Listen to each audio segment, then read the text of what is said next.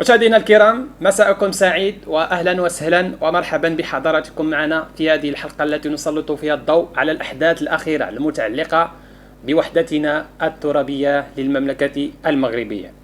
لعلكم سمعتم او شاهدتم او تناقلتم اخبار للمبعوث الاممي دي مستورة المكلف بقضيه الصحراء الغربيه كما يطلق عليها اصطلاحا داخل الأمم المتحدة.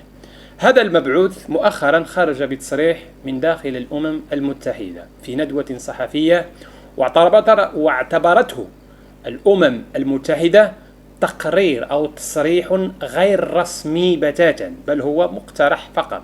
هذا المبعوث دي مستورة صرح قائلا بأنه يجب أن يتم تقسيم الصحراء المغربية بين البوليساريو والمغرب، وهذا ليس مقترح الأول من نوعه من طرف المبعوث للأمم المتحدة للصحراء المغربية، بل كان هناك هذا المقترح مع المبعوث السابق جيمس بيكير. هذا المقترح كان في سنة 2002 بتقسيم المغرب بحدود النزاع المفتعل ب 1967 مع جبهة البوليساريو آنذاك، وتقسيمها إلى قسمين: القسم الجنوبي من واد الذهب إلى القويرة تأخذه البوليساريو، والقسم الشمالي من واد الذهب فما فوق تأخذه المغرب. وهذا المقترح رفضته المغرب آنذاك، سنة 2002، نحن نتحدث على سنة 2002. بعد سنوات إلى وصول إلى سنة 2007 أتى المغرب بمقترح لا يمكن أن يقدم أكثر منه، وهو الحكم الذاتي للمناطق الجنوبية للمملكة المغربية. هذه المبادرة التي أطلقها المغرب كانت أقصى ما سيقدمه المغرب فيما يخص القضية الوطنية أو فيما يخص المناطق الجنوبية للمملكة المغربية. بعد هذه المبادرة لا يمكن للمغرب أن يقدم أكثر من تنازلات في هذه القضية. الحكم الذاتي في حد ذاته هو تنازل كبير بالنسبة للمملكة المغربية فيما يخص المناطق الجنوبية للمملكة المغربية. الأمين العام للأمم المتحدة غوتيريس خرج في تقرير خلال هذا اليوم، البارحة، في تقرير تأسف فيه وقال بأنه المفاوضات الأممية فيما يخص الصحراء المغربية تعثرت بسبب إيه؟ بسبب عدم تحمل الجزائر مسؤولياتها في قضية الصحراء. لماذا؟ لأن الجزائر رفضت على لسان وزير خارجيتها أن تكون طرفا في هذا النزاع. والغريب في الأمر أن الجزائر تدعي أنها ليس طرفا في هذا النزاع، مع أنها تدعم جبهة البوليساريو بالسلاح وتدعمها باللوجستيك، وقنواتها الرسمية تبقى من الصباح إلى المساء شغلها الوحيد هو المخزن والمغرب وغير ذلك. إذن كيف لبلد يدعي أنه يلتزم بالحياد ولا شأن له بهذا الصراع ولا شأن له بما يخص القضية الوطنية للمملكة المغربية ولا شأن له بالبوليساريو، يدعم هذه الجبهة إعلاميا سياسيا واقتصاديا وكل ما أوتيت به؟ الأمين العام للأمم المتحدة كذلك قال في تقرير بأن المفاوضات بين المغرب والجزائر تعثرت بسبب طبعا الجزائر. والمغرب طبعا على لسان وزير الخارجية ناصر بوريطة من إيطوانيا، الإيطواني، كان هناك في لقاء مع وزير الخارجية الإيطواني وتطرق إلى هذا التصريح الذي أدلى به المبعوث الأممي دي مستورة حول قضية الصحراء، وقال بأن هذا التصريح هو صحيح وتوصلت به الرباط في أبريل من عام 2022، ورفضته المملكة المغربية بشكل قاطع على لسان الملك محمد السادس. هذا المقترح لم يكن اليوم، بل كان في أبريل من 2022 ورفضته المملكة المغربية، لكن اليوم يخرج إلى العلن هذا التصريح. إذن بعد تعثر المفاوضات السياسية بين الجزائر والمغرب والجبهة الانفصالية الإرهابية البوليساريو، ما هو الحل في نظركم؟ هناك من يعتقد بأن الحل سيكون هو الحل العسكري، هناك من يقول بأن الحل سيكون هو الحل إعادة مفاوضات جديدة، مع العلم أن هذه المفاوضات الجديدة ربما لن تؤول إلى أي شيء. لماذا؟ لأن اللاعب الذي يدعي الإصابة وهو غير مصاب، وهو الجزائر طبعا، لم يريد المشاركة في المفاوضات السياسية أو لم يريد الانضمام إلى طاولة المفاوضات. نحن نعلم جيدا أن الجزائر الآن أصبحت مثلها مثل الولايات المتحدة الأمريكية فيما يخص النزاعات في العالم. أنتم كتعرفوا بأن الولايات المتحدة الأمريكية ملي كتبغي تستغل الثروات شي دولة ولا شي إقليم ولا شي جهة معينة، ماذا تفعل الولايات المتحدة الأمريكية؟ تقوم بإشعال الفوضى في تلك البلد، أو تقوم بزرع خلية إرهابية، أو تقوم بإزراع طائفة معينة.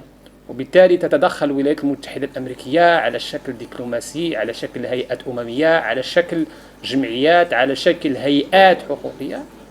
هذه الهيئات تستغل من طرف الأجندة السياسية والاستخباراتية الأمريكية، وتكون في صالح الولايات المتحدة الأمريكية، ويكون في صالح الشعب الأمريكي، لأنه سينعم بثروات تلك المنطقة.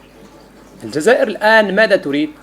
تريد أن يظل هذا الصراع في المنطقة. الجزائر الآن تريد أن يستمر المغرب في نزاعه مع جبهة البوليساريو. الجزائر الآن تريد أن تظل المنطقة المغاربية لا استقرار ولا أمن ولا سلم. لماذا؟ لأنهم في الاعتقاد ديالهم بأنهم مستفيدون من هذا الوضع. هم طبعا الجنرالات والمتمركزون والمتحكمين بالثروة الجزائرية مستفيدون من هذا الصراع إلى حد كبير، مستفيدون من هذا الصراع إلى حد كبير. لكن الشعب الجزائري، البنية التحتية، الوطن الجزائري غير مستفيد من هذا الصراع، لأن هذا الصراع يضر الشعبين، ليس الشعب الجزائري وحده، وإنما يضر الشعب حتى المغربي، ولكنه يضر الشعب الجزائري أخطر مما يضر الشعب المغربي، لأن ثروات هذا الشعب تذهب للمرتزقة في البوليساريو وفي المحافل الدولية وفي طائرات خاصة وفي فنادق ب5 نجوم. من أجل استمرار هذا النزاع في المناطق المغربية للمملكة المغربية. لكن دعوني أقول لكم أمر يجب أن تتذكره جيدا. قد تفضي النزاع إلى تصويت أممي حول الوضع في الصحراء المغربية، وأنتم تعلمون أن الدول الأوروبية بما يقدر بحوالي 90% أقرت بالحكم الذاتي الذي أقره المغرب سنة 2007. وإقرار الدول الأوروبية على رأسها إسبانيا، فرنسا، ألمانيا، بلجيكا، هولندا، بولندا، النمسا، سويسرا، هذه الدول التي تعتبر قاطبة اقتصادية وسياسية بالاتحاد الأوروبي تقر بمغربية الصحراء وتقر بالحكم الذاتي التي أقره المغرب سنة 2007. لكن حتى إذا ذهبنا إلى أمريكا اللاتينية، هي بدورها كذلك دول على رأسها كولومبيا، الأرجنتين، المكسيك، حتى هم بدورهم يقرون بالحكم الذاتي أقره المغرب سنة 2017. ذهبنا إلى الخليج العربي، دول الخليج العربي كلها تدعم الحكم الذاتي للمملكة المغربية. ذهبنا إلى القارة السمراء، أكثر من 27 دولة إفريقية تدعم الحكم الذاتي للمملكة المغربية. المغرب من الناحية السياسية والدبلوماسية حسم الأمر. وإذا ذهبنا إلى التصويت داخل الأمم المتحدة فيكون هناك فوز ساحق بالنسبة للمغرب.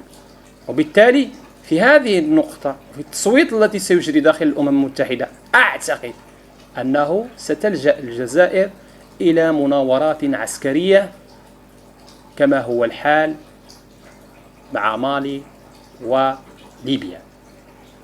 ليبيا الآن تحولت إلى مناورات عسكرية، وأصبح حفتر يستولي على الغاز الليبي والنفط الليبي بمساعدة إماراتية، فرنسية، أمريكية.